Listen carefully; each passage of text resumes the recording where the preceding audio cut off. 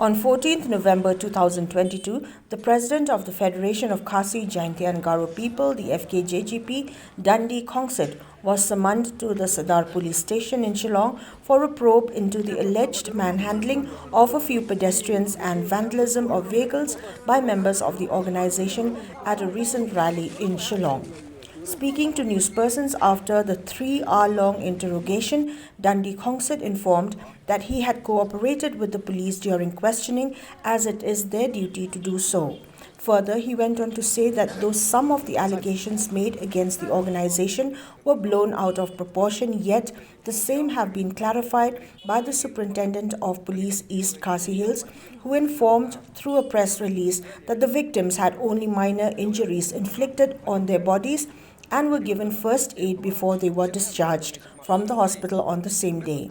Khongsit, however, reiterated the fact that the government should not push the organization to limits where they can no longer tolerate. Otherwise, the members would have to resort to various agitational programs and even organize gatherings, which may go against the government's imposition of the 144 CRPC.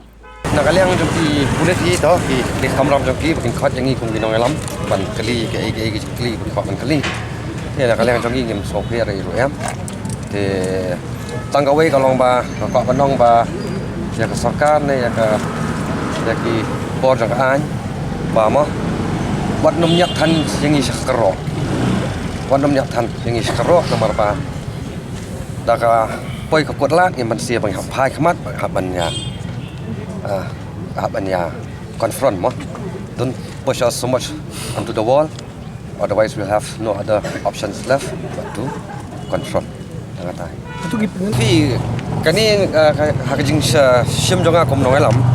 baka jing sa khot ajir jongi ki nong elam joka seng kalong kom bangile free coaching class baka ka sarkar ngi mo, ba kom nu bangin ngala ban piskam me kanong rem, bat kom nu bangin ngala pinjanai ka kom trekam, bat bangin address halor kata ka jing bam yo kam yo jam ki na samlana ni khman. Maka ni ke isu hi ketika kamyap kam em jong man laki longyeng jong ketika beri nyotrap maka jala hi pra kawai de ngi ka kam kaseng sim ni jing kli ban terong lem ya kata ka jing ek mi ki pa ki kendo hadin ke jing trai stom ka jong ki ban penlit school ki khon ki kti haki college ne ki university ba fair tengi hi kadang kata ka jing ya pen sapreng haki social media khamtam klai pendokam de ki kintian bakadan kata ka violence and bloodshed. Mereka bahas komen pak kalau hadirin bangi nak kalian kaseng nilawat, ba umdan menurut batia apa hospital, badan kata jing stomjor nak tuka jingja tuka rali, bat kawai ru kalong ba ni nak kalian kaseng ni kampung kesan ya kata, ni nak kalian jong SP bat mah nak borom SP jong ke East Khasi mau yu lakukan kesan ya kata, ba kata tangga minor incident umdan ni ru yang tang shu first aid treatment alik nak siang. Dekat ni ketika ikau ba kan oi paro persnam jong iru, ba amdai ban sapeng kai rumah dia kamu kita video dawat so jing tep kai mo kem nang kam ban don kata jing so diau saya kata kam kadi kabu yang iru bang kani kelenti bang iyo ban siap nam ta bangin keren ya kejeng iya kon samla ikum ginong lam kum phajang seng